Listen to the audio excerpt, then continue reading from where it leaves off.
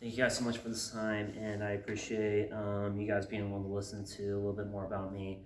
I developed some really good friendships with some of you guys, whether it was a couple years ago when I first started at CPC, or even within this last year because we had a class or two this last semester, and I've been very, very thankful for your guys' friendships.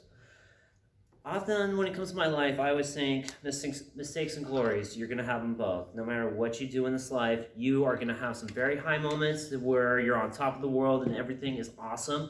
And then you're going to have some times where you make a mistake and you just feel low and just life just absolutely sucks. And that's pretty much kind of my life in a nutshell right there.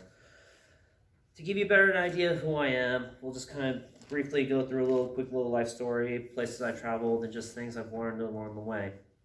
When I was born, I was actually born in 1985, and when I was delivered, the doctor screwed up on the forceps, so I got some head trauma when I was born, damaged my nose, and pretty much took away any ability for me to hear out of this ear right here whatsoever. But, regardless, I was a happy little kid, despite the fact that from the hospital to my grandparents' place in San Diego to Washington, to the Philippine Islands, to New Zealand, to Japan, to all these places, I never had a real stable home life because my dad was in the military and we were constantly moving over and over and over again, which is a good thing and a bad thing at the same time because, when you're stable in a place for such a long time, you have stable roots, where I never really had stable roots. It was just, okay, new chapter, new adventure, new part of the story, next scene, over and over again, which I don't really complain about because it's kind of fun that way. When my parents got divorced, I was living in Spain at the time. It was right around my junior high year of high school, where you're kind of forming your own personality and stuff like that. While I was forming my own personality, basically I got stuck moving back to California to a little place called Beaumont, which had nothing I grew up around whatsoever, and pretty much my life was really shooken up.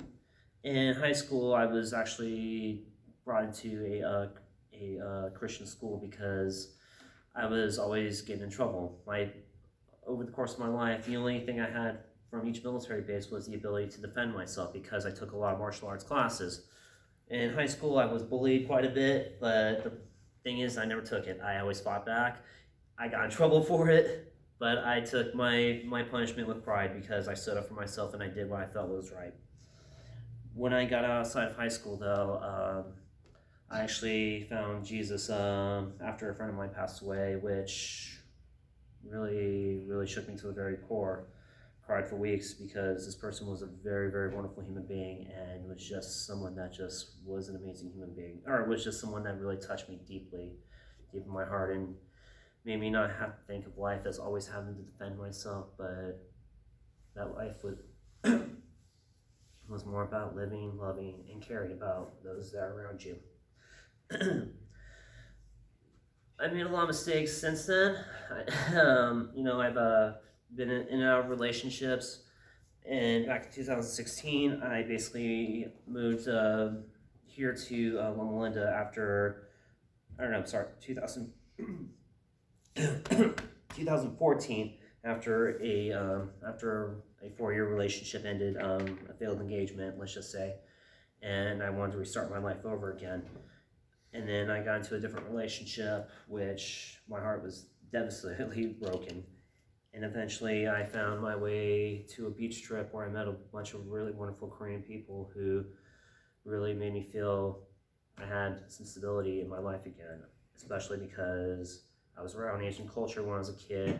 I was around, Asian life as a little kid. Next thing you know, it's back in my life again, and I've held on to it very dearly since then, which branched into me coming to CPC and me becoming friends with not just Koreans, but Chinese, with Thais, with Filipinos, and stuff like that, which has been something I've held dearly deep in my heart since then.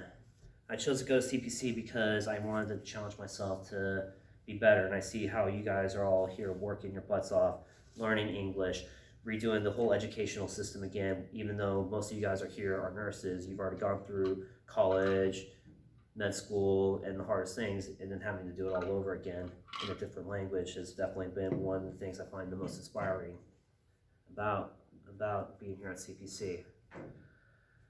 Growing up, like I mentioned before, I lived in Spain, I lived in the Philippines, I lived in Japan, and all these other countries, and I've always held on to the cultural things that reminded me of that, hey, we are all different, but we are all the same at the same time. We're differently culturally with how we present ourselves and do things, but deep down, we all want the same things.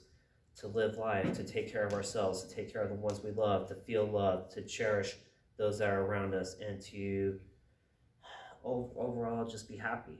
And that's this core thing that all of us as human beings have in common.